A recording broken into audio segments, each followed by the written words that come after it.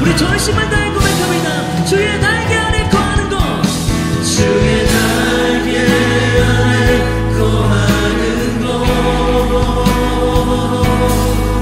주의 임재 안에 거하는 것, 나의 가장 큰 소망, 나의 가장 큰 은혜, 주와 함께 동행하느니 주의 날개 안에 거하는 것, 주의 임재 안에 거하는 것, 나의 가장 큰 소망, 나의 가장 큰 은혜, 주와 함께 동행하느니 나의 가장 큰 소망, 나의 가장 큰 소망, 나의 가장 큰 은혜, 주와 함께 동행하느니.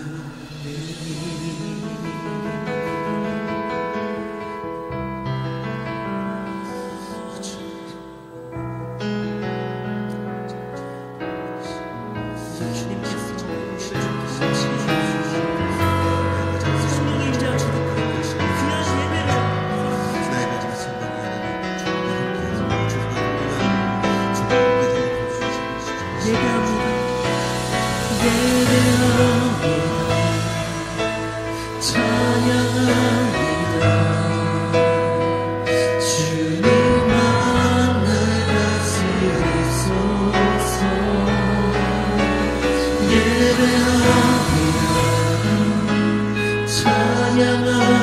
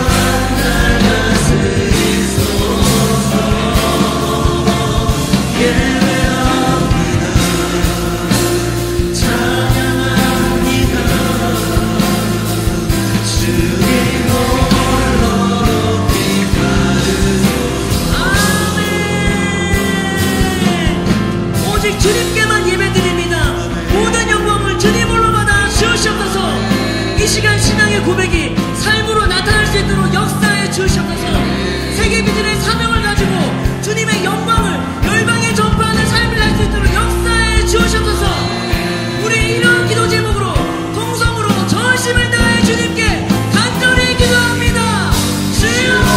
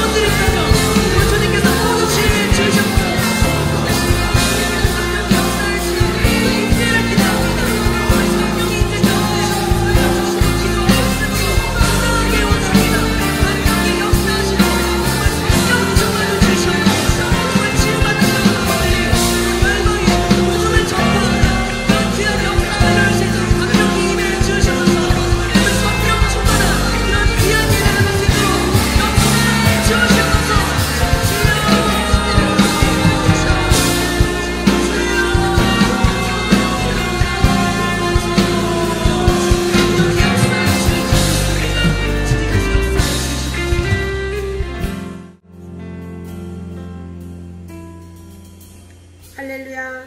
주님의 이름을 높여드리고 송축합니다. 나의 창조주, 나의 구원자 되시는 하나님을 찬양합니다. 모든 것을 합력하여 선을 이루시는 놀라우신 하나님의 일하심을 기대하며 찬양합니다. 오늘도 변함없이 우리를 사랑하시는 하나님 아버지, 주님의 그 사랑을 감사합니다. 모든 것을 아시고 모든 것에 능하신 하나님, 우리와 함께 하시니 감사합니다.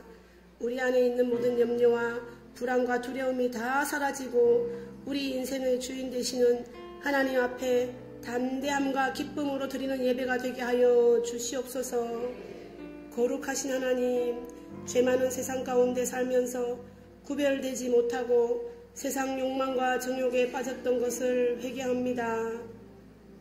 말씀과 성령의 인도하는 삶을 살아내지 못하고 인간적인 생각과 굳은 마음으로 하나님의 뜻을 헤아리지 못한 것을 불쌍히 여겨 주옵소서. 이 시간 주 예수의 보혈로 우리 마음과 생각과 영혼에 쌓인 악하고 더러운 죄악을 정결하게 씻어 주시어서 성령 충만으로 덧입혀 주시옵소서. 이 나라와 민족을 기억하여 주옵소서. 죄악과 거짓과 분열이 난무하는 이 시대를 하나님이 보시고 역사의 주관자 되신 하나님 친히 다스려 주옵소서. 6월 3일 대통령 선거에 하나님의 일하심과 통치가 있게 하여 주옵소서. 이 땅의 교회들마다 복음의 절대 능력을 회복하여 세상 가운데서 빛과 소금의 역할을 능히 감당하게 하여 주옵소서. 우리 예일교회를 축복하여 주시고 우리 예일교회와 성도들 가정마다 하나님의 나라가 온전히 임하게 하여 하나님의 영광이 드러나게 하여 주시옵소서. 하나님, 우리 교회가 귀빈 초청 축제를 준비하고 있습니다. 성령께서 초청 대상자들의 마음을 활짝 열어주시고 영혼 구원에 큰 기쁨이 넘치는 천국 잔치가 되게 하여 주옵소서. 우리 교회가 복음을 전하고 선교하는 일에 하나님께 지속적으로 쓰임받게 하여 주시옵소서. 15선교가 세워지고 파송할 수 있도록 역사하여 주옵소서. 담임 목사님과 목사님의 가정을 항상 보호하여 주옵소서.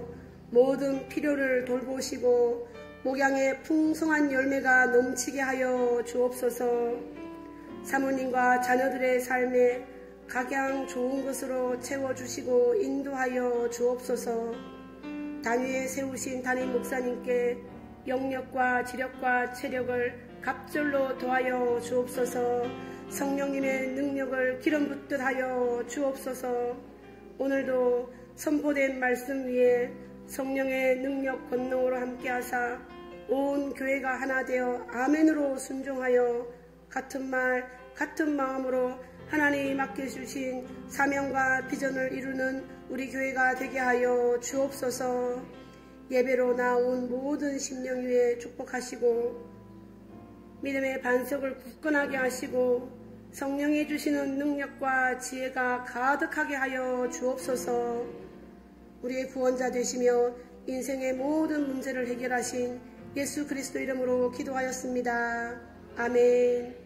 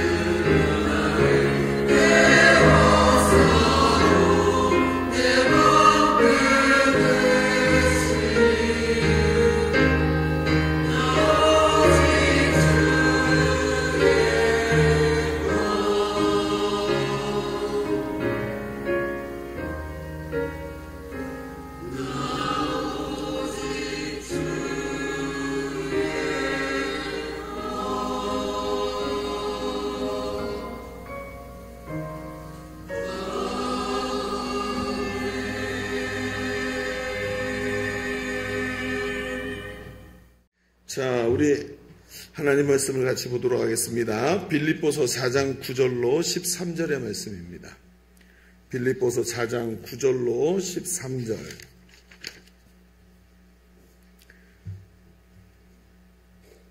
우리 한 절씩 같이 교독하도록 하겠습니다. 너희는 내게 배우고 받고 듣고 본 바를 행하라. 그리하면 평강의 하나님이 너희와 함께 계시리라.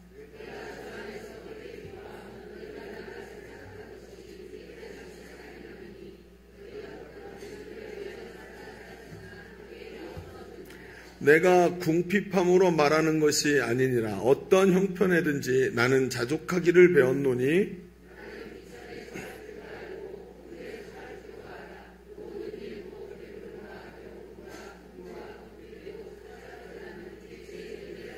자, 함께 봅니다. 내게 능력 주시는 자 안에서 내가 모든 것을 할 수 있느니라. 아멘. 여러분, 요즘에 요즘 각광받고 사람들에게 회자되고 있는 여자분이 한 분 계세요. 이분이 누구냐면 윤미애 이사라는 사람인데 혹시 들어보셨는지 모르겠습니다. 요즘에 능력 있게 일하는 사람이라 인정받는 사람인데, 한성 자동차라고 왜 벤츠를 수입해서 파는 그 자동차 회사의 그 이사로 지금 이제 재직하고 있는 사람입니다. 이 사람이 1975년생으로 어린 시절 어머니의 사망과 가정의 어려움으로 인해 중학생 시절까지 봉제 공장에서 일하면서 학업을 병행했다 그래요. 나오죠? 예, 이 사람입니다. 그런데 이분이 경영학 석사도 하게 되고 나중에 공부를 열심히 해서 부동산 박사학위까지 취득하게 됩니다. 근데 이분이 처음에 이제 그렇게 사회에 나와서 직장 생활을 시작한 게 1996년 세진 컴퓨터랜드라는 데 기억나십니까? 예전에 세진 컴퓨터랜드라는 데가 있었는데 거기서 사무 보조로 일을 시작했다 그래요. 그러니까 이제 사무실에서 뭐 물 떠와라, 뭐 이거 복사해와라 이런 보조 일을 하면서 시작을 한 거죠. 그리고 나중에 이제 직장을 계속 업그레이드하고 올라가고 그러면서 이 메르세데스 벤츠 강남 전시장에서 입사해서 국내에서 유일한 여성 벤츠 딜러 이사가 됐다고 합니다. 이제 영업 이사인데 이 사람이 2011년에 이 한성자동차에 입사했는데 최단기간에 500대를 판 클럽에 들어가게 되고 그리고 또 최단기간에 1000대를 팔아서 클럽에 가입을 하게 됐다 그러더라고요. 그러면서 빠르게 팀장과 임원으로 승진을 했는데 여태까지 남자고 여자고 이런 기록을 가진 사람은 아직도 없다고 합니다. 엄청난 영업력과 엄청난 이 일을 한 거죠. 그러니까 이게 무슨 일반 자동차가 아니라 우리나라에서는 고급 자동차라고 말하는 그런 고급 브랜드를 이렇게 많이 팔았다는 건 굉장한 인맥과 그리고 그 사람이 가지고 있는 영업 능력이 대단하다는 거죠. 이 사람이 얼마나 뛰어났는지 요즘에는 저서를 집필하고 많은 곳에서 자신의 삶에 대한 강연을 한다고 합니다. 이 여자가 강연을 하면서 이분이 말하는 게 뭐라 그러냐면 벤츠 이사라 그러면 사람들이 다들 저를 금수저라고 생각합니다. 이렇게 얘기를 하는 거예요. 그러면서 저는 봉제 공장에서 중학교 때부터 일했어요. 저는 정말 바닥에서부터 올라왔어요. 라고 말해서 사람들에게 굉장히 큰 도전을 준다 그래요.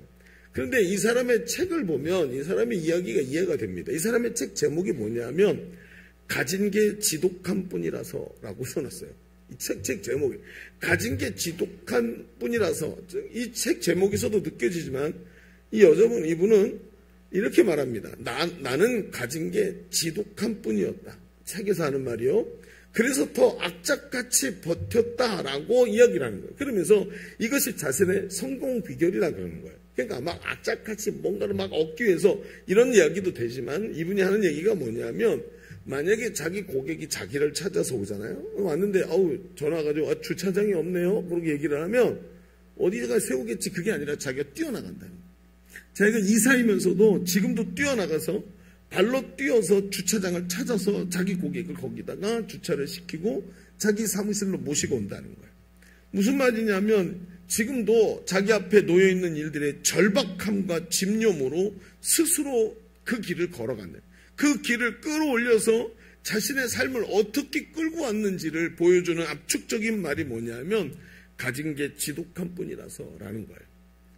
한 가지 일을 해도 지독하게 해낸다는 거죠. 그냥 어차피 뭐 어쩔 수 없지 뭐 주차장이 없는데 어떡하겠어 이렇게 생각하지 않는다는 거예요. 모든 것에서 아주 철저하게 얼마나 절박함과 집념으로 일했는지를 보여준다는 거죠. 그래서 제가 이분의 이야기를 좀 찾아 읽어보고 들어보면서 이 사람 성공할 수밖에 없구나.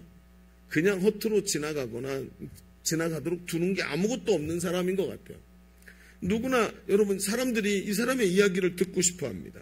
그래서 이 윤미애 이사의 말에 공감을 하고 이 여자분을 만나고 싶어 해요. 그러면서 이 사람처럼 살고 싶어 하죠. 그래서 불러서 기업에서도 이분의 이야기를 듣게 만들어주고 강연을 하게 만들면서 많은 공감을 이끌어낸다고 합니다. 그러나 여러분 한번 생각해 보시죠. 저는 이분의 이야기를 들으면서 좀 의문이 좀 있었습니다. 이 윤미애 이사의 말대로 이런 성공적이고 정말 이렇게 뭐라 그럴까요? 힘있게 달려가는 인생을 살기 위해서 이렇게 지독함과 악착같이 버티는 방법으로 살아야 한다면 여러분 이런 삶을 살 수 있는 사람이 몇 명이나 될까요? 이렇게 지독하고 악착같이 살아야 세상에서 힘있게 달려가는 인생으로 끝까지 살아갈 수 있다면 이런 지독함으로 살아갈 수 있는 사람 몇 명이나 될까 하는 생각이 드는 거예요. 그러면서 제가 과연 하나님 뭐라 그러실까? 우리 인생을 향해 하나님 뭐라 그러실까 하고 생각을 하면서 오늘 말씀을 좀 보게 된 겁니다. 여러분, 성경은 우리에게 조금 다른 말을 합니다. 인생이 악착같이 일해서 성공하는 것이 일반적인 이치라고 세상은 말하지만 그런 삶이 하나님 보시기에 정말 힘있게 달려가는 인생이 될까? 이런 생각이 드는 거예요. 오늘도 좀 우리는 이런 질문을 가지고 말씀을 좀 들여다봤으면 좋겠습니다. 오늘도 역시 힘있게 살아. 오늘도 역시 어제와 다름없이, 오늘도 역시 10년 전과 다름없이 오늘도 역시 힘있게 살아가는 삶에는 어떤 비결이 있을까요? 어떤 삶을 하나님이 이런 삶으로 인도해 주실까? 오늘 이런 질문을 가지고 오늘도 좀 말씀을 같이 나눠보십시다. 여러분, 우리는 어제와 다른 오늘을 살아갑니다. 우리의 삶은 점점 삶이 끝을 향해서 걸어가고 있는 삶이고 삶이 갈수록 후퇴한다는 특징을 갖고 있는 이런 삶을 살아가는 우리가 어떻게 계속해서 힘있게 달려가는 인생을 살 수 있을 것인가? 이런 이야기들을 가지고 오늘 말씀을 좀 같이 봤으면 좋겠습니다. 자, 주보 3면을 펼쳐보시면 오늘 말씀의 제목은 힘있게 달려가는 인생 이렇게 정해놓고 우리 이렇게 두 가지 이야기를 해보죠. 첫 번째, 주보에다 이렇게 한번 써보십시오. 힘있게 달려가는 인생은 동기가 분명해야 합니다 라는 이야기를 좀 해보십시다. 뭐가 분명해야 된다고요? 동기. 자, 오늘 우리가 읽어본 말씀은 사도 바울이 빌립보 교회에 쓴 편지로 목회서신이자 또 감옥에서 수감 중에 쓴 편지라 옥중서신이라고 얘기를 합니다. 이 편지에는 바울이 감옥에 gat힌 것으로 인해서 이 염려하고 바울이 전해준 이 복음에 대해서 회의감에 빠질까, 교회가, 이 고린도 교회가, 빌립보 교회가 이 회의감에 빠질까 염려하는 바울이 그 염려하는 마음으로 글을 쓴 게 역력히 짧은 빌립보서에 보입니다. 그런데 바울이 빌립보 교회를 바라보는 이 책을 통해서, 이 빌립보서를 통해서 바울이 빌립보 교회를 바라보는 마음은 오히려 염려나 근심이 아니고 오히려 소망이고 기쁨이 가득한 모습을 보는 거예요. 아니요, 어떻게 내용은 정말 쓰기 시작한 내용은 바울의 염려와 근심이 이 속에 가득 들어있는데 이방에서 바울이 처음 세운 교회잖아요. 빌립보 가서 마게도냐 첫 성에 가서 세웠던 교회 아닙니까? 자주장사 루디아의 집에서 만들었던 교회. 그러니까 얼마나 마치 딸을 내놓은 것 같이 딸 자식을 내놓은 아빠처럼 교회가 너무너무 소중하고 여리고 연약한 교회인데 이 바울이 이들을 바라보면서 갖고 있는 마음은 오히려 염려와 근심이 아니고 소망이고 기쁨이더라는 거예요. 그래서 왜 이렇게 기쁨이 있을까 하고 몇 가지 이유가 그 말씀을 통해 보이는데 그것은 첫 번째로 이런 생각을 할 수 있어요. 빌립보 교회가 선교 사명을 감당하기가 어려워진 이 상황에 있는 바울에게 다시 선교 헌금을 보냈다 하는 것이 오늘 말씀에 기록이 되어 있는 거예요. 자, 10절을 볼까요? 10절에 이렇게 표현되어 있어요. 내가 주 안에서 크게 기뻐함은 너희가 나를 생각하던 것이 이제 다시 싹이 나미니 이렇게 얘기를 해요. 무슨 얘기냐면 빌립보 교회는 바울이 선교해서 세운 교회죠. 그러니까 빌립보 교회 자체가 선교지에 세운 교회예요. 그러다 보니까 바울이 선교를 위해서 사방으로 사역을 할 때 처음부터 빌립보 교회는 선교 헌금을 바울에게 보냈다 그래요.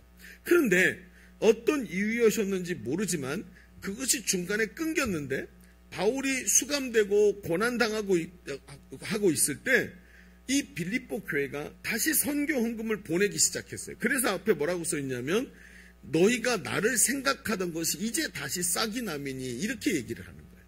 그래서 바울을 위해서 바울에게 다시 선교 헌금을 보내면서 바울이 당하는 고난에 동참하고 있다는 거죠. 이게 바울이 지금 느끼고 있는 기쁨의 이유라고 성경이 말해요. 여러분 한번 생각해 보죠. 그러면 단순하네. 바울이 어려움 당할 때 빌립보 교회가 헌금을 보냈기 때문에 돈을 보내서 바울이 삶의 이 사역에 숨통이 튀어서 기뻐하고 있는 거구나 하고 생각할 수 있죠. 많은 사람이 그렇게 생각합니다. 근데 여러분 그게 아니에요. 소위 말하는 요즘에 금육치료라는 말 들어보셨습니까? 낙심해 있는 조카에게 한 20만 원 챙겨서 줘보세요. 아이가 갑자기 살아나죠? 이게 금융치료래요. 여러분 여러분 지금 바울은 지금 금융치료를 받은 것입니까? 아닙니다. 물론 여러분 돈은 사람에게 꼭 필요한 겁니다. 그런데 사람이 돈에다가 뭘 걸죠? 돈을 버는 일에 굉장히 많은 걸 투자하죠. 자신의 시간을, 시간이 가면 인생이 끝나는 건데 시간을 투자합니다. 거의 대부분을 투자합니다. 돈을 번다는 건 그냥 돈이라는 자체가 아니라 자기가 모든 걸 투자해서 얻는 것이죠. 돈을 보냈다는 것은 자신의 중요한 가치를 보냈다는 것이고, 돈을 보냈다는 것은 그 일의 가치를 느끼고 있다는 말입니다. 누가복음 12장 34절에 보면 예수님께서 이런 말씀을 하셨어요. 뭐라 그랬다고? 같이 읽어볼까요? 시작. 그렇죠. 졸고 계신 줄 알았더니 아니네요. 잘 읽고 계십니다. 지금 앞에 잘 들리시나요? 네, 잘 들리시면 됐고요. 자, 여러분 이 말이 무슨 뜻이죠? 다시 말해서 이들은 바울이 감당하고 있는 선교 사역의 가치를 알고 헌금을 보냈다는 거예요. 너희 보물이 있는 곳에 너희 마음이 있느니라. 바울이 하고 있는 일에 대해서 마음으로 뜨겁게 동조하고 같이 공감하고 참여하고자 자신들이 애써서 번 재물을 보냈다는 것입니다. 선교 사역의 가치를 알고 헌금을 보내고 있었다는 말이죠. 바울은 바로 빌립보 교회 성도들이 바울이 가지고 있던 이 복음의 비전, 예수님께서 말씀하셔서 땅끝까지 이르러내 복음의 증인되라 하신 이 말씀, 바울에게 주셨던 이 비전을 저들도 받았고 그 일에 마음을 두고 동참하고 있는 것을 기뻐하는 거예요. 지금 돈 때문에 기뻐하는 게 아니라는 거죠. 실제로 바울이 뭐라고 말합니까? 11절에 이렇게 말합니다. 내가 궁핍함으로 이런 말을 하는 게 아니니까 오해하지 말아라. 어떤 형편에든지 나는 자족하기를 배웠으니까 나는 비천에 처할 줄도 알고 풍부에 처할 줄도 알고 모든 일, 곧 배부름과 배고픔과 풍부와 궁핍에도 처할 줄 아는 일체의 비결을 배웠노라. 바울이 뭐래요? 바울은 지금 궁핍함이 해결돼서 이런 말을 하고 있다는 게 아니라는 거예요. 빌립보 교회가 이런 비전을 가지고 헌신하고 있는 것이 결국 그들에게도 풍성한 유익이 돼서 돌아올 것을 알기에 저들이 지금 이 비전에 사로잡혀 달려가고 있는 것 때문에 바울이 지금 기뻐하고 있다고 성경이 계속 말을 하고 있는 것입니다. 여러분, 이건 아주 중요한 이야기입니다. 사람은 누구나 자신이 가치 있다고 생각하는 일을 위해서 살아갑니다. 그런데 지금 빌립보 교회가 복음을 깨닫고 그 복음의 가치를 깨닫고 복음의 비전이 그들을 사로잡고 있더라는 거예요. 그 비전 때문에 가치가 다시 회복되어서 그 일을 위해 자신들의 것을 쓰고 있더라는 것입니다. 예수님은 분명히 이 부분에 대해서 말씀하셨습니다. 예수님의 비유를 들어보십시오. 한 농부가 집 앞에 자기네 밭에서 밭을 갈다가 그 밭에다가 괭이질을 하고 있는데 밑에 뭐가 떡 하고 걸리는 거죠.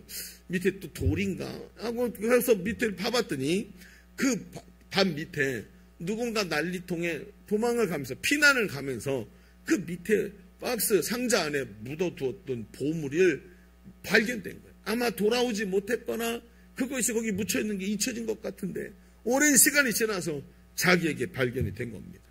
자, 그 순간 이 농부가 머릿속이 복잡해지지요. 지금까지 이 밭이 누구 밭이에요? 자기 밭이 아니에요. 이 밭은 자기가 소작하는 겁니다. 자기가 이 밭에서 원했던 것은 1년 동안 농사지어서 얻은 소정물의 일부를 주인에게 주고 그 일부만 자기가 받으면 되는 거예요. 이 밭에 가지고 있는 미련이 아무것도 없었습니다. 그런데 갑자기 이 밭에 대한 생각이 달라지는 거예요. 왜요? 유대인에게 있어서 소유권 문제는 아주 중요합니다. 여기서 만약에 이 밭에서 뭔가 나왔으면 이게 이 밭에서 나온 거기 때문에 밭의 주인 겁니다. 자, 이 사람이 이걸 딱 보자마자 머리가 막 복잡해지더니 갑자기 들고 있던 보물을 싹 내려놓지요. 그리고 뚜껑을 닫고 다시 흙으로 덮습니다. 아무도 없었던 것처럼 흙으로 싹 덮고 나가서 이다음부터 뭘 하기 시작하죠? 자기가 갖고 있는 모든 소유를 팔아 이 밭을 샀느니라 하고 성경이 말해요. 왜요? 아니 지금까지 몇 년 동안 이 밭을 그냥 자기는 남의 밭을 거기 농사를 했습니다. 가지려고 애를 쓸 필요가 없어요. 융자 받을 필요도 없습니다. 여러분 이게 나는 거기서 원하는 게 그게 아니었으니까. 그런데 가치가 갑자기 확 뒤바뀐 거예요.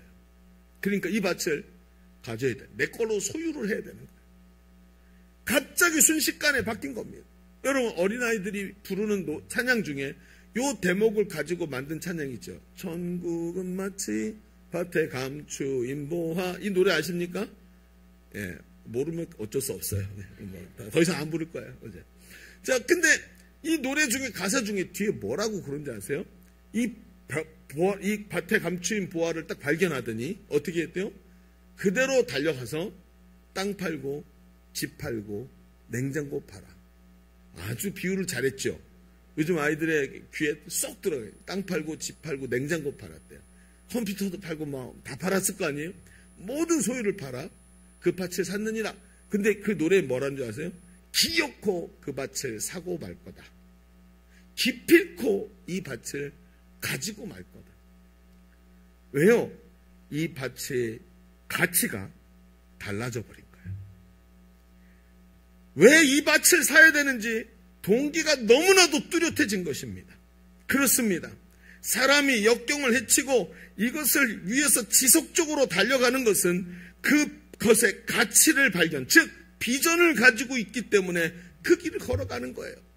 악착같이 살아가는 것은 사람을 지치게 합니다. 여러분, 악착같이 사는 게 뭐지요? 손가락을 바짝 세우고 하나도 놓치지 않겠다고 모든 것을 거머쥐려고 노력하는 삶이죠. 여러분, 이거 얼마나 가든가요?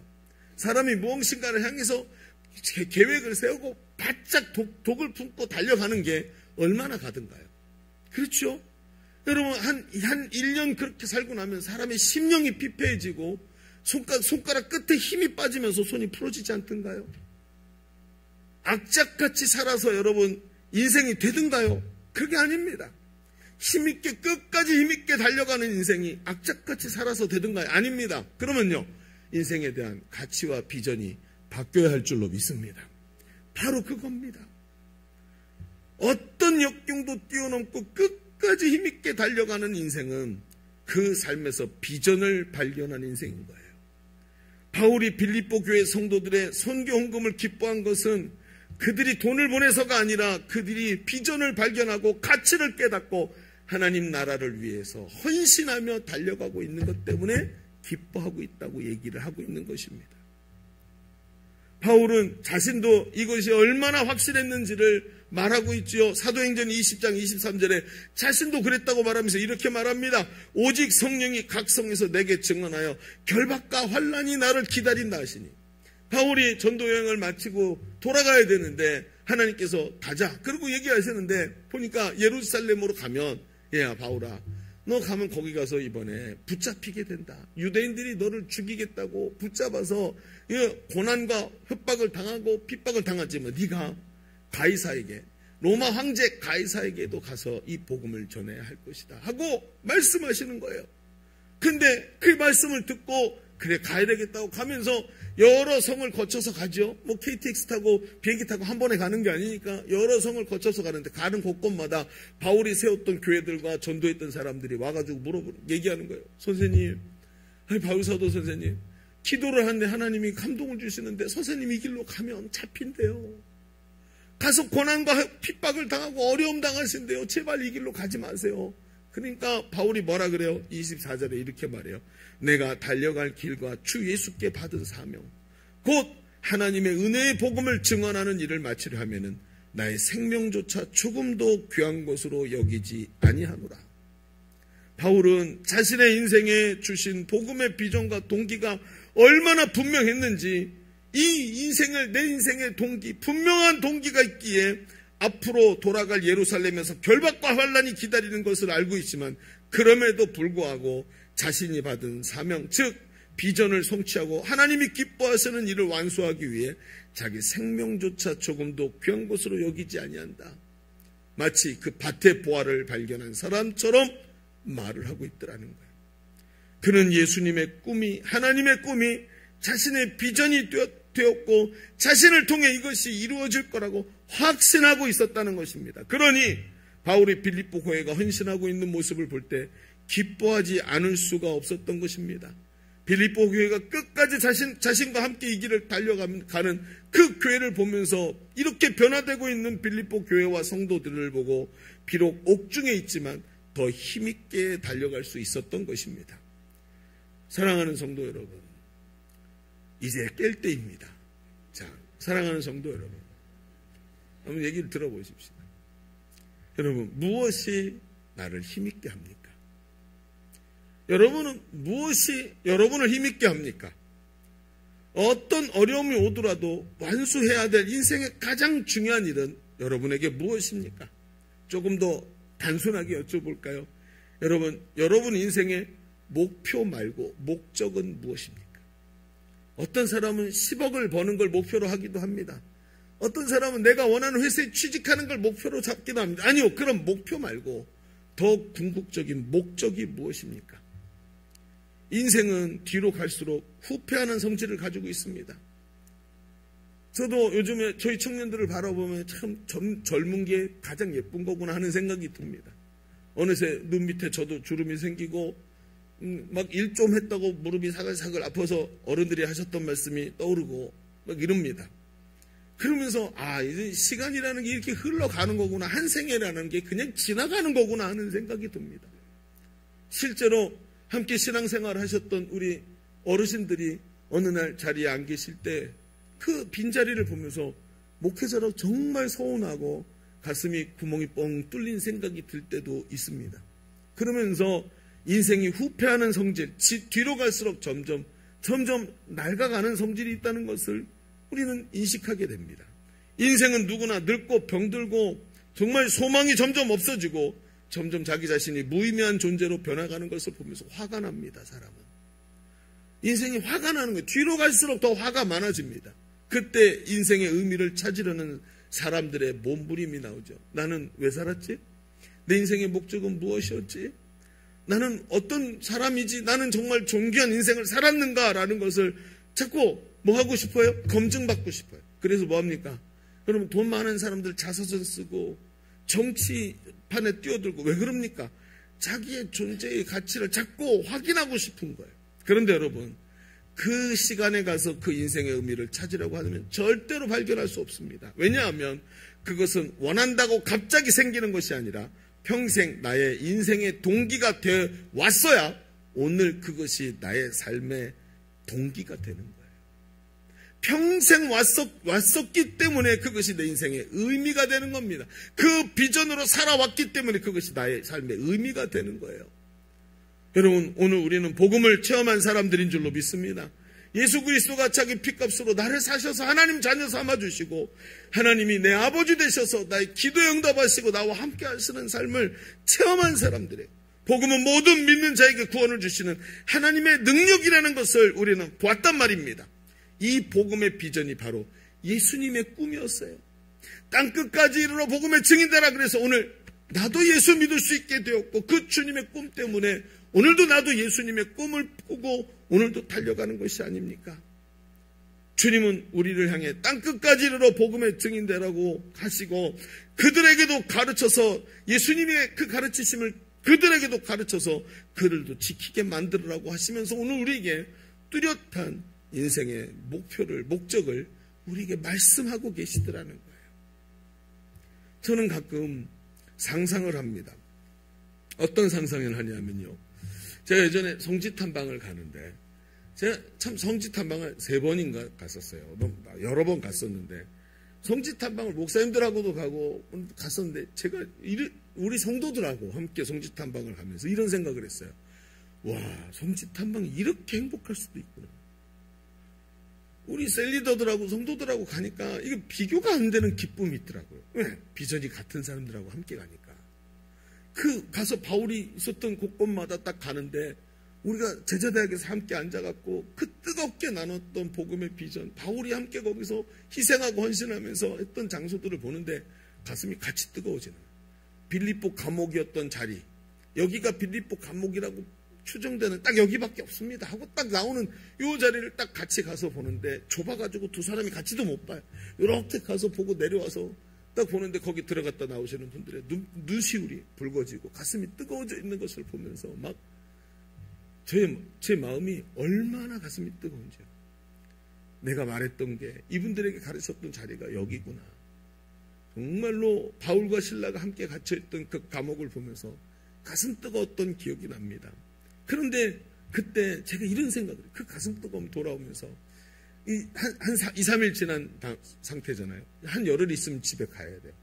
이렇게 행복하지만 조금 있으면 비행기에 이코노믹한 좁은 데 앉아가지고 피곤해가지고 골아 떨어져서 쓰러져 있겠지. 집에 가면서. 그렇게 생각을 해요. 근데 열흘 있으면 딱 그날이 오죠. 실제로 제가 비행기에 앉아서 골아 떨어져서 피곤해갖고 정신을 못 차리고 있더라고요. 그래서 내가 생각한 대로 됐잖아. 내가 생각한 대로 됐잖아 하면서 저는 무슨 생각을 연이어서 하냐면 이렇게 생각합니다. 그래, 피곤해 지쳐 돌아온 날이 꼭 오겠지라고 생각했는데 그날이 반드시 온 것처럼 주님도 모든 권세를 가지고 세상을 심판하시는 날이 꼭 온다. 저는 그 생각을 반드시 연결해서 합니다. 그날 절대로 후회해서는 안 된다. 그게 저를 지켜내고 있는 생각 중에 하나입니다. 지금도 여러분 저와 함께 이 예배를 드리고 있죠? 제가 장담합니다. 한 3, 40분 후면 저 문을 열고 여러분 나가고 계실 겁니다. 불이 나가고 이 문으로 뛰어나가지 않는다면 저 문으로 나가고 계실 겁니다. 그 시간이 반드시 올 겁니다. 여러분 계단을 올라가면서 이렇게 생각하십시오. 주님이 오셔서 심판하는 날도 지금처럼 반드시 온다. 할렐루야. 반드시 옵니다. 오늘 우리는 절대로 영원하지 않습니다.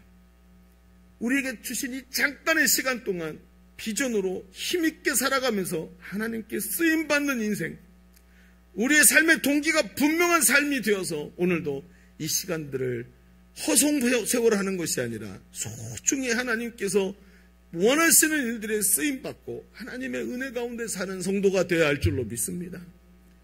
여러분, 제가 여러분께 말씀드리지 않았었습니까?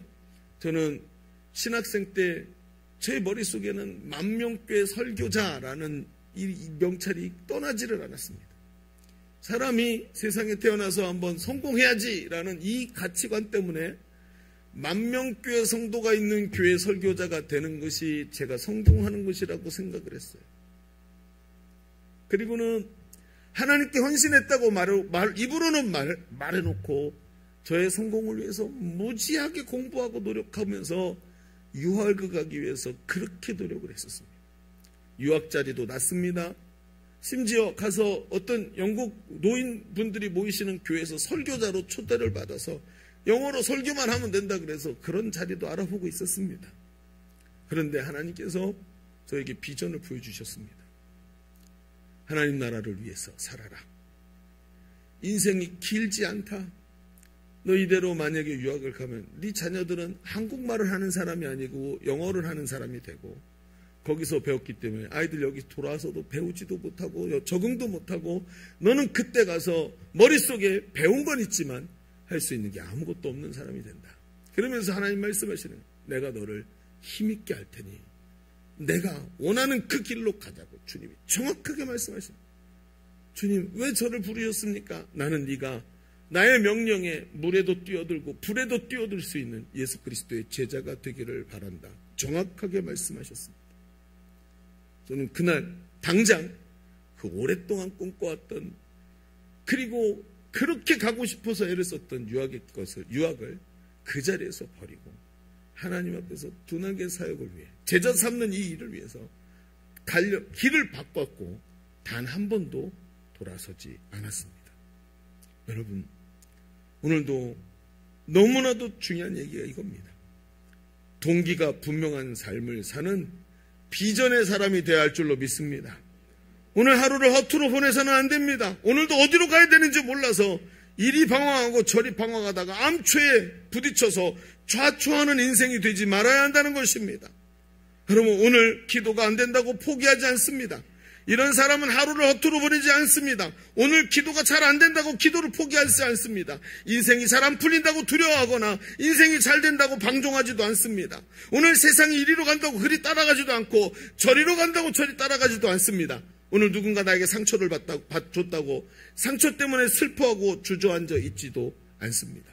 목적이 분명하고 가야 할 길이 뚜렷하기에 그 비전을 향해 오늘도 달려가는 사람이에요. 이번 어제 저희 가까운 친지 어르신 한 분이 하나님의 부르심을 받아 소천하셨습니다. 그래서 어제 이제 장례식장에 갔는데 몇 달 전까지도 웃는 모습으로 보셨던 분이 연세가 높으셔서 갑자기 폐혈증으로 이제 소천을 하시게 됐어요. 그러니까 그 앞에 사진이 붙어 있는데 잘 믿겨지지가 않는 거예요. 아, 돌아가셨구나. 하나님 나라 가셨으니까 소망을 가지고 가족들이 참 장례를 잘 하고 계시는 걸 봤습니다. 그리고 나서 이제 돌아왔는데 이제 원로 목사님이 오신 거예요. 원로 목사님 오셔서 같이 갔죠. 같이 가고 토요일이라서 아침에 오셨다가 뭐 일 보시고 갑자기 장례가 나서 바로 가셔서 이제 참석하시고 그리고 오늘 주무시고 주일날 오후에 설교하시고 가시죠. 그랬더니 아니야 지금 가야 돼 그러시는 거예요. 왜 지금 가세요? 그랬더니 지금 저 농기계를 빌려놔가지고 포크레인을 빌려가서 빨리 가서 일해야 된다고. 그리고 내려가시는 거예요. 80 넘으신 분이. 참 기가 막히죠. 예전에 원로 목사님이 귀농하실 때 사람들이 물어봤어요. 목사님, 아이 이제 편안하게 좀 쉬셔야지 또 일하러 귀농을 하세요? 그랬더니 왜 귀농하시냐고 물었더니 그분이 이렇게 대답을 하시는 거예요. 나는 평생 목사로 살았습니다.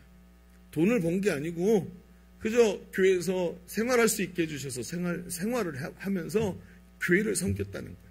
그런데 이제 하나님께서 손을 이제 놓아주시니까 남은 생활을 한번 내 마음껏 헌금도 해보고 내 마음껏 이웃도 돌보고 내 마음껏 선교도 하고 싶어서 귀농합니다. 이유가 정확했어요. 내 마음껏 헌금도 하고 내 마음껏 이웃도 돌보고 내 마음껏 선교도 하고 싶어서 귀농합니다. 라고 얘기하시는 거예요. 여러분, 헌금 용수기를 보십시오. 특별 헌금, 이번에 리모델링도 원로 목사님 빠지지 않습니다. 절대로 그분은 교회 일에 빠지지 않습니다. 은퇴하고 멀리 가셨지만.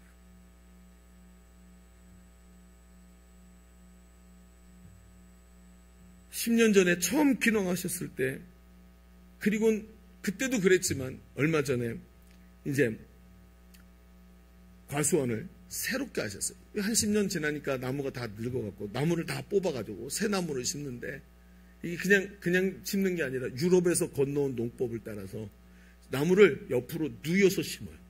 그럼 나무가 이렇게 자라는 게 아니고 누여놓고 밑에 가지를 다 잘라서 옆으로 가야 될 게 위로 나오도록 이렇게 만들고 쫙 이발을 해버리면 사과나무가 누워있지만 가지는 위로 자라고 일하는 사람은 저 안쪽까지 안 가도 되니까 쓱쓱 손만 대면 그냥 일이 되기 때문에 새로 만드는 거예요.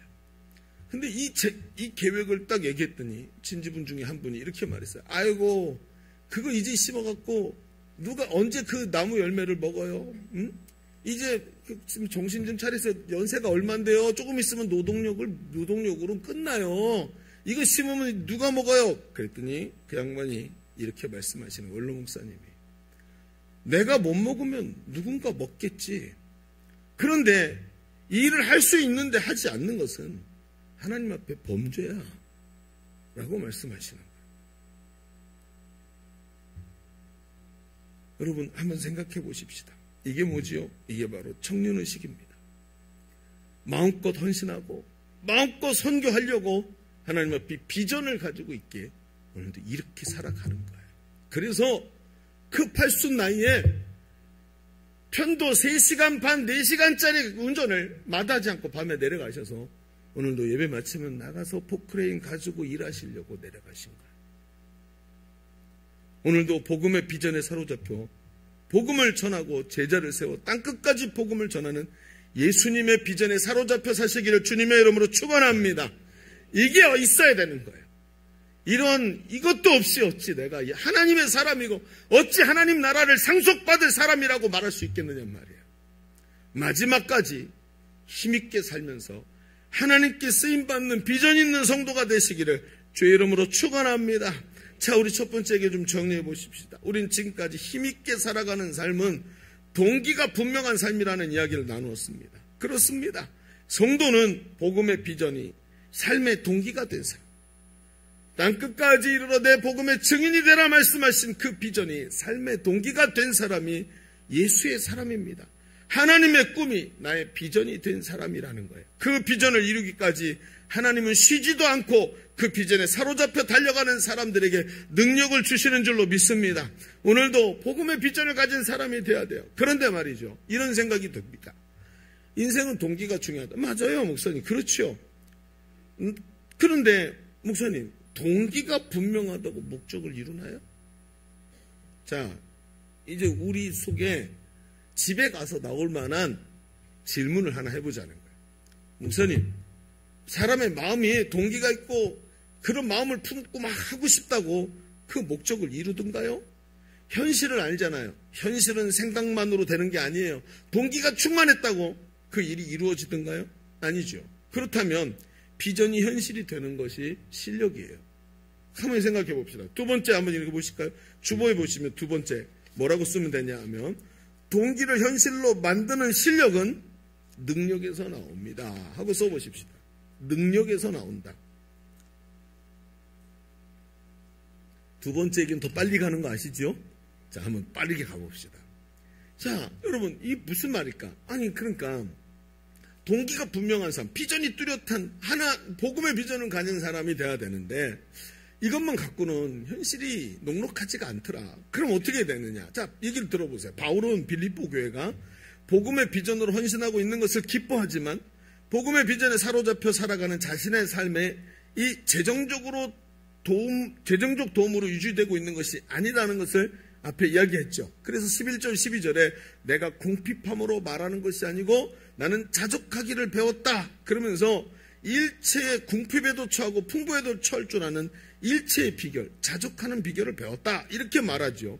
이 말로 강조하고 있는 게 뭘까요? 지금 바울이 왜 이 말을 강조할 거예요? 고난을 당하면서 인내하는 방법을 배웠으니까 인내하면 된다. 참고 이기자. 끝까지 이기면 주님이 좋은 날을 주시는 거야. 죽음에도 볕들 날이 오는 거야. 이런 말이 아닙니다. 이게 많은 사람이 여기서 착각을 해요. 내가 자족하기를 배웠으니 이게 인내하고 좀 기다려봐. 하나님이 뭐 은혜를 주실 거야. 이 뜻이 아니라는 거예요. 그럼 무슨 뜻인데요? 자, 그 다음 절인 13절에 이렇게 말합니다. 같이 읽어볼까요? 시작! 내게 능력 주시는 자 안에서 내가 모든 것을 할 수 있느니라. 내게 능력 주시는 자 안에서 내가 모든 것을 할 수 있다. 바울은 자신이 능력 주시는 자 안에 있는 것, 바로 비전을 주시는 주님이 비전과 함께 그에게, 바울에게 능력도 주신 것을 자기가 발견했다는 거예요. 그리스도 안에서 그 능력을 얻었다는 것이고, 자기는 지금 인내하고 자족해서 인내하고 기다려보자 하고 막 이러고 있는 게 아니라 하나님이 자기에게 비전을 주시면서 능력 주시는 자 안에서 그 비전을 이루게 하시는 것을 자기가 체험했다. 이게 자족이라는 거예요. 자, 이야기를 조금만 더 해봅시다. 여러분, 바울이 말하는 비전을 현실로 만드는 능력은 능력 주시는 자 안에 있는 것입니다. 그렇죠? 바울의 이 말은 자신이 만들어낸 말이 아니에요. 자기가 체험하고 맞아 이렇게 하면 돼 라고 말하는 게 아니라 예수님께서 이미 하신 말씀입니다. 어디 있냐고요? 요한복음 15장 4절을 보십시다. 이번에도 같이 한번 읽어볼까요? 자, 성경을 읽으면서 깨달음이 올 줄로 믿습니다. 시작! 내 안에 거하라. 나도 너희 안에 거하리라. 가지가 포도나무에 붙어있지 아니하면 스스로 열매를 맺을 수 없음 같이 너희도 내 안에 있지 아니하면 그러하리라. 자, 예수님 뭐라 그래요? 내가 능력 주시는 자 안에 있어야 된다 그랬죠, 바울이요. 그랬더니 예수님이 이미 뭐라 그랬냐면 내 안에 거하라. 그게 뭐가 같냐면 마치 가지가 포도나무에 붙어서 열매를 즉 포도나무에서 주는 영양분과 능력을 받아서 열매를 맺는 것과 같다. 그게 예수 안에 거하는 거래요. 예수님은 결정적인 한마디를 더 하시는데 요한복음 15장 7절에 이렇게 말합니다. 내가 너희 안에 거하고 내 말이 너희 안에 거하면 무엇이든지 원하는 대로 구하라. 그러면 이루리라. 자, 예수님이 내 안에 거하는 게 동시에 뭐가 거하는 거래요? 내 말이 너희 안에 거하는 거래요. 여러분, 그리스도 안에 있다는 것, 내게 능력 주시는 자 안에 있다는 것은 그분의 말씀이 내 안에 있다는 거예요. 그분의 말씀이 내 속에 있다. 그때 원하는 대로 구하라. 그러면 그것이 이루어진다라고 성경이 말합니다. 복음의 비전에 사로잡혀 살아가는 바울은 분명히 이 부분을 말하고 있는 거예요. 여러분, 예수 안에 거하는 것, 그분의 말씀이 내 속에 충만히 거하는 것, 100% 거하는 것, 이것을 말하는 겁니다. 여러분, 성경에는 이 장면이 분명히 보입니다. 복음서에 보면 공간복음서 세 곳에 똑같은 장면이 나오는데 뭐가 있냐면 12의 혈루증 앓던 여인의 기사가 나옵니다. 자, 이 기사를 잘 아시리라 생각합니다. 이 여인은 12해 동안이나 혈루증이라는 병에 시달렸습니다. 죽어라고 안 고쳐지는 거예요. 12는 완전 수입니다. 그냥 12년이라는 뜻이 아니라 이 병을 도저히 고칠 수 없는 고통의 시간이었다는 거예요. 그런데 예수님이 복음을 전하시는 말씀을 듣다가 이 여인이 마음에 확신이 오기 시작했습니다. 예수님이 자신의 병을 고치시는 분이라는 믿음을 얻었습니다. 그리고 예수님의 말씀이 자기 속에 쑥 들어왔어요. 믿고 구하는 것은 얻으리라. 믿음이 확 들어오기 시작합니다. 그리고 이 여인에게 자기의 믿음이 확신 속에 이렇게 생각되는 거예요. 저분은 하나님이 보내신, 나에게 보내신 나의 구원자시다. 저분은 나를 구원하기 위해 오셨다. 내가 오늘 저분의 옷자락만 만져도 저분의 능력이 나에게 올 것이고 하나님의 그 큰 능력이 나를 오늘 회복시키실 것이다 라고 확신하면서 말씀이 자기 안에 거하기 시작합니다. 확신을 가집니다. 그리고 자기에게 있는 믿음을 실행으로 옮기기 시작합니다.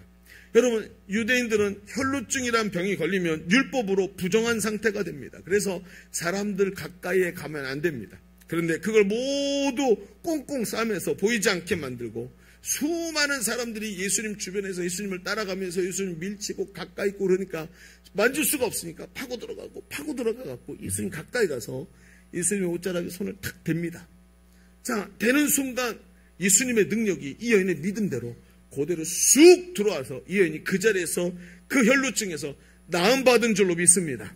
자, 나음을 받았어요. 자, 중요한 건 이겁니다. 그 순간 예수님 갑자기 깜짝 놀라시더니 누구냐? 그러시는 거죠. 옆에 있던 제자들이 예수님 뭘요? 누가 지금 내 옷에 손을 대었느냐? 라고 물어보니까 제자들이 답답한 거예요. 아유, 예수님, 지금 사람이 이렇게 많았고 저희도 밀리고 난리가 났는데 옷자락에 손을 누가 댔냐 그러면 어떡합니까? 오늘 갑자기 왜 이렇게 까다롭게 구시나요? 그렇죠? 자, 이런 얘기를 하는 예수님은 그 뜻이 아니죠. 여러분, 수많은 사람이 예수님의 옷자락에 손을 대고 있었습니다. 그런데 왜 유독 옷자락에 손을 댄 이 여인만 병나음을 받았느냐고요. 그게 뭔지 아십니까? 말씀이 그 속에 거하고 그 말씀을 100% 믿는 믿음에서 나온 것입니다.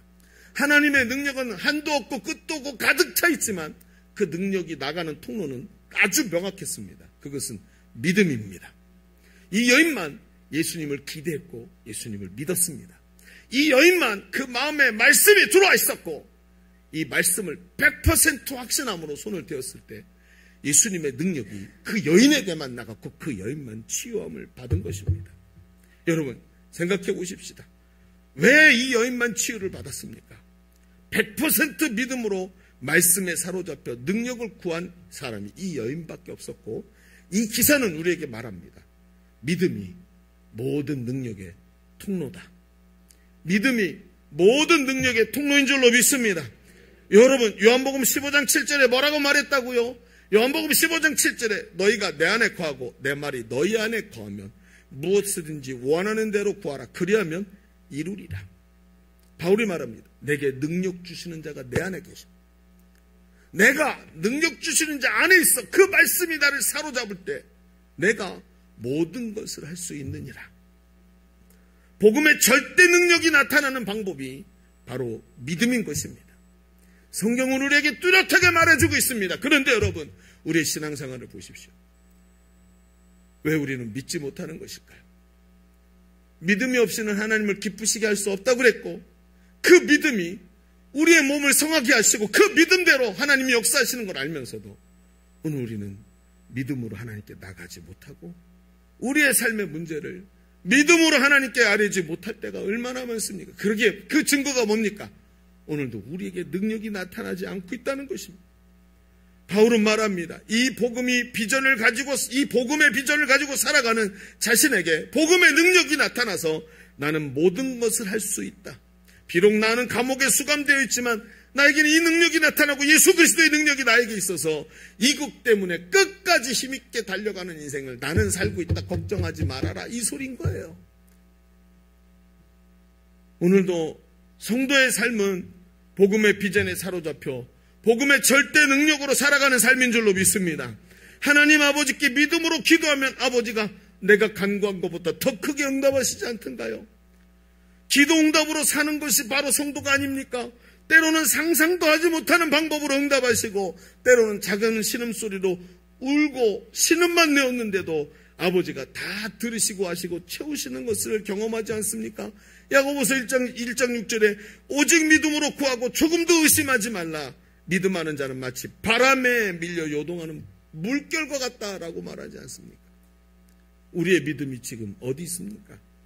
왜 복음의 능력이 나타나지 아니하고 세상 염려로 악착같이 살려고 합니까? 악착같이 살려고 손가락을 세우니까 악착 같은 손가락이 금방 펴지지 않던가요?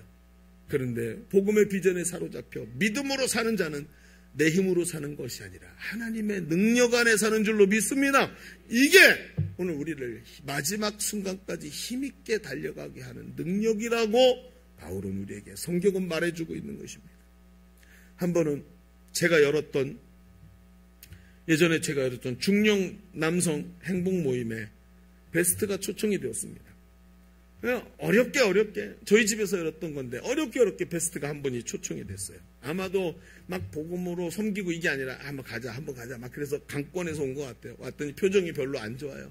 막 그렇게 우호적이지 않고 그리고 행복 모임 메시지로 복음을 전하고 막 그랬는데 막 이제 저녁 다 마치고 마감 시간 마치는 시간 쪽에 가서 치유 기도를 하게 됐습니다. 그래서 치유기도 이제 시간인데 치유받으실 분들 말씀해 보세요. 그냥 아픈 데 있으면 말씀해서 함께 기도합시다 했더니 남자 집사님들이 다 아픈 데가 없어요.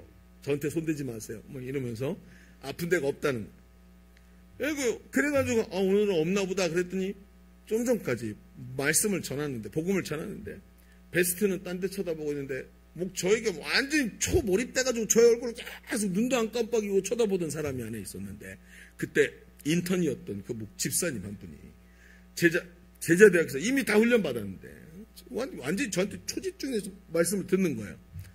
그리고 아니 은혜 받으라는 베스트는 안 받고 양반이 왜 이러지 그러고 있었는데 딱 이분이 딱 나오더니 그러는 거예요. 목사님 저 치유기도 좀 해주십시오. 그러는 거예요. 무슨 치유기도 할까요? 했더니 이분이 얘기를 하는 거예요. 자기가 이제 알죠 우린 다.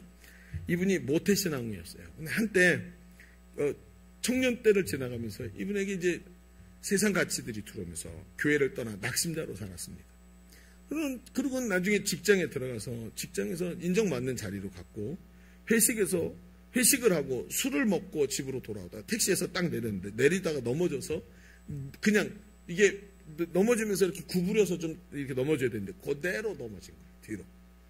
그러니까 언덕에서 그대로 넘어졌으니까 난리가 난 거예요.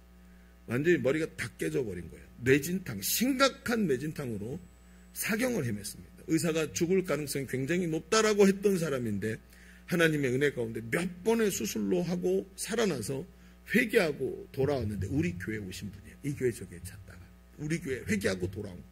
그리고 복음을 듣고 복음의 가치에 사로잡혀가지고 인턴으로 저하고 제가 그때 셀리더였고 인턴으로 가고 있었어요. 그런데 그때 그 넘어진 것 때문에 뇌 손상이 와가지고 냄새를 맡지를 못하게 된 거예요.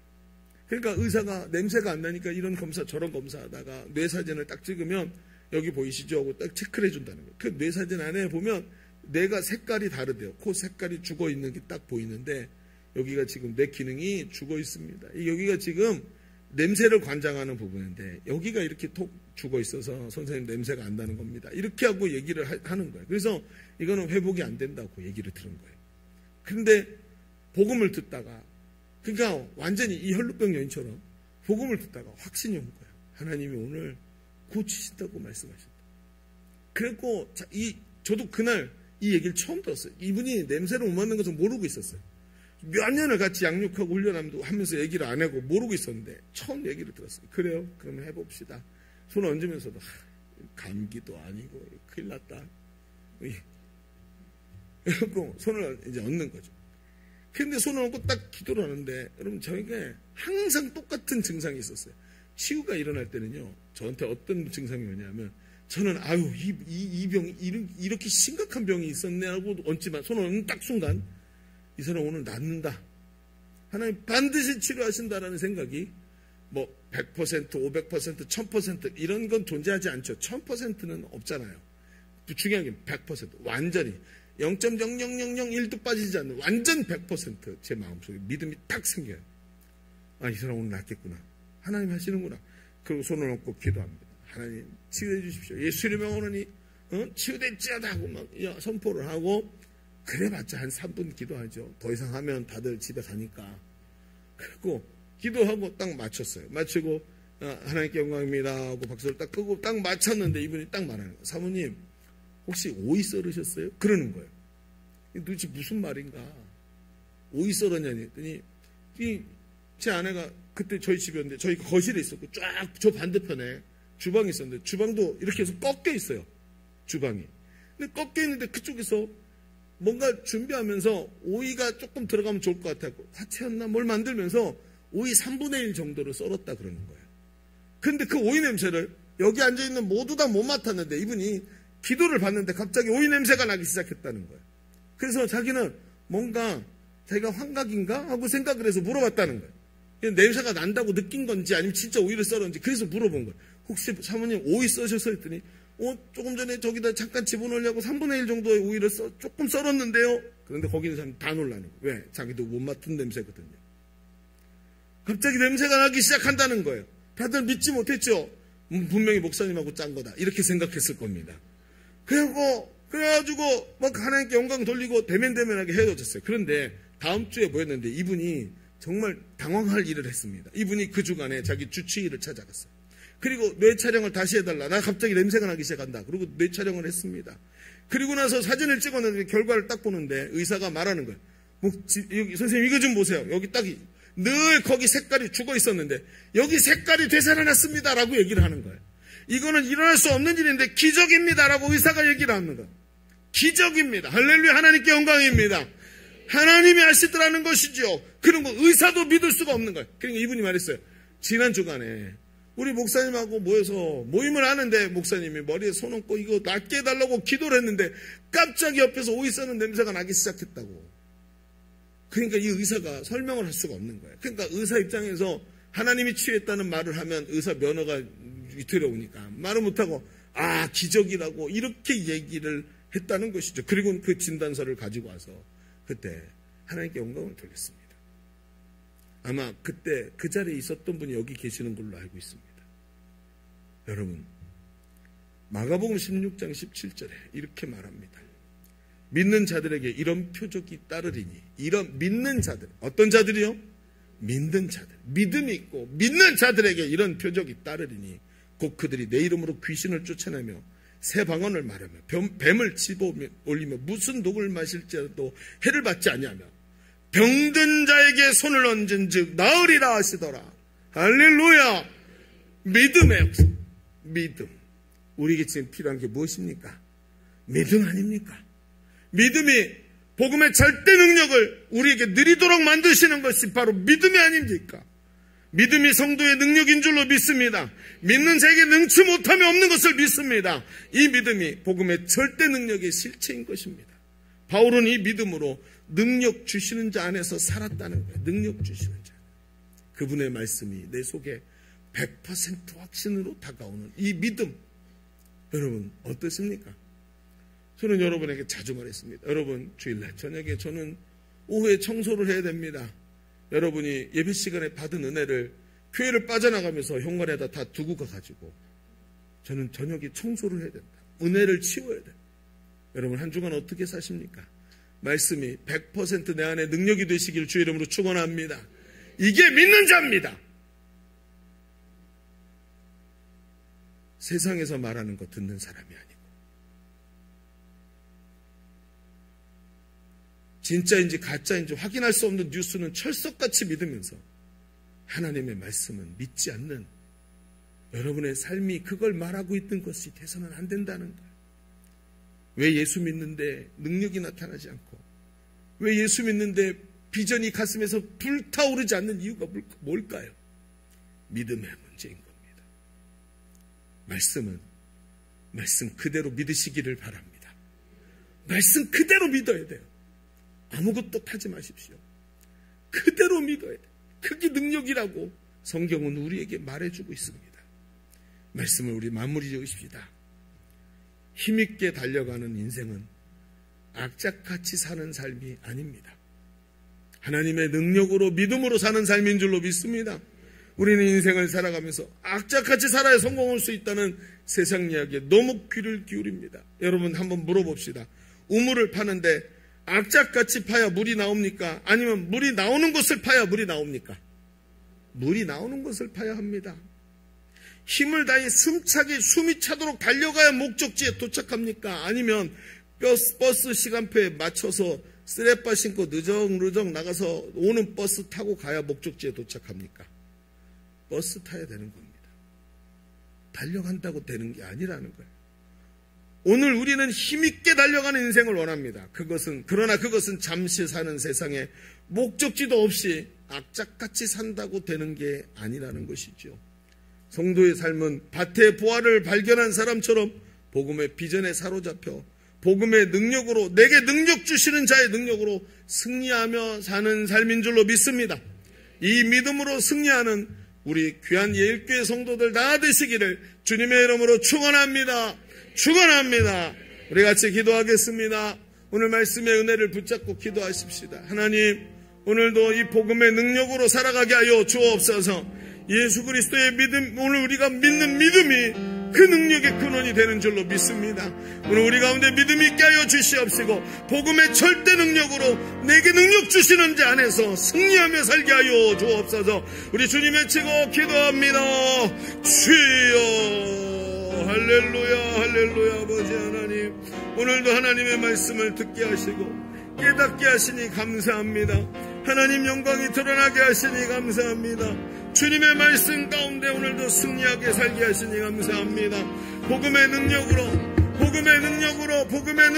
살아가게 하여 주옵소서. 오늘도 역사하여 주시기를 간절히 원합니다.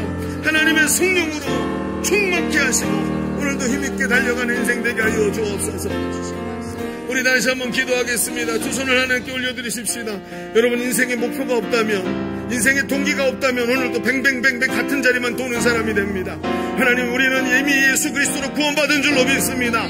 하나님 나라의 상속자가 된 줄로 믿습니다. 하나님 비전에 사로잡혀, 복음의 비전에 사로잡혀 오늘도 주의 나라를 위해 달려가는 우리의 삶이 되게 하여 주옵소서. 헛된 곳에 낭비하지 말게 하여 주시옵시고 비전에 사로잡혀 살아가게 하여 주옵소서.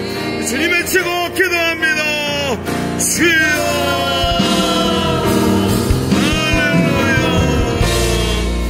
역사하시기를 간절히 원합니다. 오늘도 하나님의 성령의 인도하심을 받기 원합니다.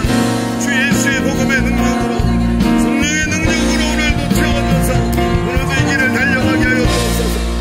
예수 믿는다면서 왜 안 믿는 사람처럼 살아가는가? 예수 믿는다면서 왜 능력 없는 사람으로 살아가는가? 하나님, 예수 믿는 사람으로 살게 하여 주옵소서. 오늘도 그 능력에 사로잡혀 하나님의 능력으로 힘있게 달려가는 인생 되게 하여 주옵소서. 예수 믿는다면서 왜 능력 없이 살아가겠습니까?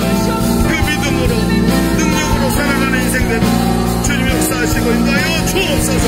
하늘의 능력으로, 복음의 능력으로 오늘도 하나님 살아가는 역사가 우리 가운데 일어나게 하여 주옵소서. 하나님 함께 하심을 믿습니다. 주의 예수의 이름으로. 예수 믿는다고 말하면서, 천국 가게 됐다고 말하면서 복음의 능력으로 살지 않는 그런 사람이 아니라 오늘도 하나님의 능력으로 복음에 사로잡혀 힘있게 달려가는 인생 되게 하여 주옵소서.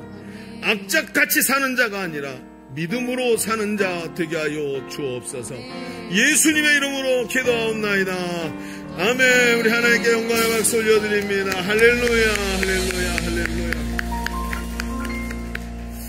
우리 이 시간 찬송하면서 준비하신 예물 하나님께 올려드리겠습니다.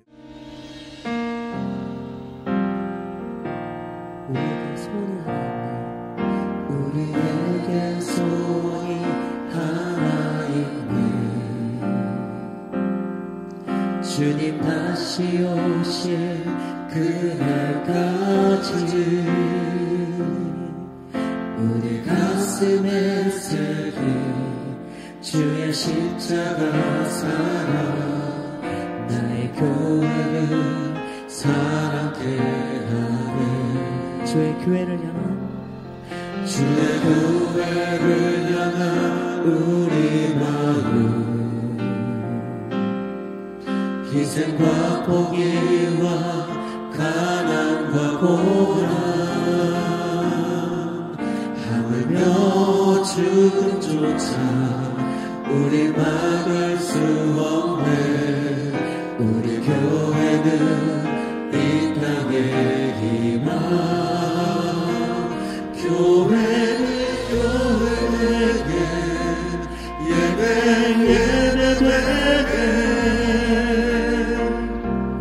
우리 사용하소서. 진정한 부흥의 날 오늘 임하도록 우리 사용하소서. 우리에게 소원이 하나 있네. 우리에게 소원이 하나 있네. 주님 다시 오신 그날까지 우리 가슴에 새긴 주의 십자가 사랑 나의 교회를 사랑해 하네. 주의 교회를 향한 우리 마음 희생과 포기와 가난과 고난 하물며 죽음조차 우리 막을 수 없네. 우리 교회는 이 땅에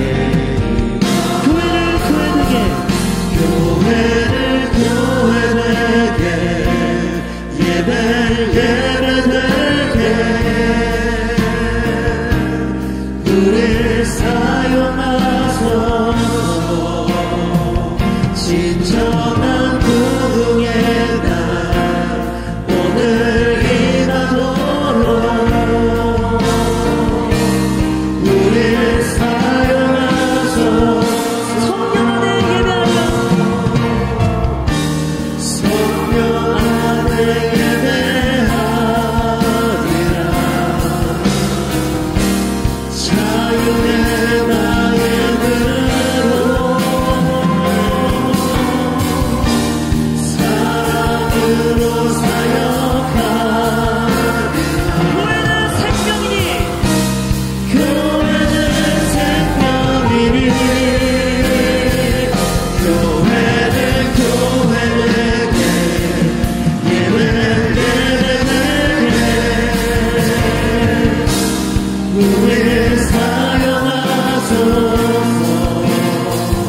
진정한 부흥의 날 오늘 임하도록 우리 전심으로 교회를 교회되게 교회되게 예배되게 우리를 사용해 주시옵소서. 우리 사용하소서. 진정한 부흥의 날 오늘 임하도록 우리 사용하소서. 주님 영광에 박수 올려드립니다. 하나님께 귀한 예물 올려드렸습니다. 우리 예물을 위해서 한번 기도하겠습니다. 거룩하신 하나님 참으로 감사합니다. 나 같은 자가 뭐라고 이 쓸모없는 자를 주님의 크신 은혜 가운데 구원해 주시고 하늘의 약속과 천국의 기쁨을 우리에게 주십니까? 예수 믿고 그 믿음만 있으면 원하는 대로 구하는 것을 이루시고 손을 얹은즉 낫게 만드시는 주의 복음의 능력으로 우리와 함께 하시는 주님을 기뻐하고 찬양합니다. 하나님, 오늘 말씀대로 되게 하여 주옵소서. 우리 가운데 믿음이 일어나게 하여 주시옵시고 하나님의 능력과 하나님 나라 그 복음의 비전이 우리 가운데 가득 차는 역사가 일어나게 하여 주옵소서. 오늘 하나님 앞에 준비한 예물을 구별하여 올려드렸습니다. 하나님께 연약한 것들을 다 올려드리면서 예물을 구별했사오니 구별할 손길을 기억하시고 그 마음의 중심을 보시고 그 마음에 축복하시며 그 손이 비지 아니하도록 채우시는 은혜가 넘치게 하여 주옵소서. 한 주간의 삶의 현장 속에서도 필요한 것들을 채우시고 하나님의 능력으로 채우시어서 세상에선 줄 수 없는 기쁨과 평안이 넘치는 한 주간의 삶이 되도록 손길마다 하나님 축복하여 주옵소서. 돌아가는 발걸음 지켜주시고 한 주간도 주와 동행하게 하여 주옵소서. 이제는 우리 구주 예수 그리스도의 은혜와 아버지 하나님의 지극하시고 만극하신 사랑하심과 성령님이 우리 가운데 함께 하시고 내주하시는 은혜가 오늘 모여 예배하는 모든 사랑하는 주의 자녀들 머리 위에, 저들의 가정과 자녀들과 삶의 현장 위에, 손으로 경영하는 모든 사업장과 직장과 모든 일들 위에, 주가 핏값으로 사신 주의 몸된 교회 위에, 지금도 신음하는 이 나라의 민족 열방의 선교사들 위에 이제로부터 영원토록 함께 계시기를 간절히 축원하옵나이다. 아멘.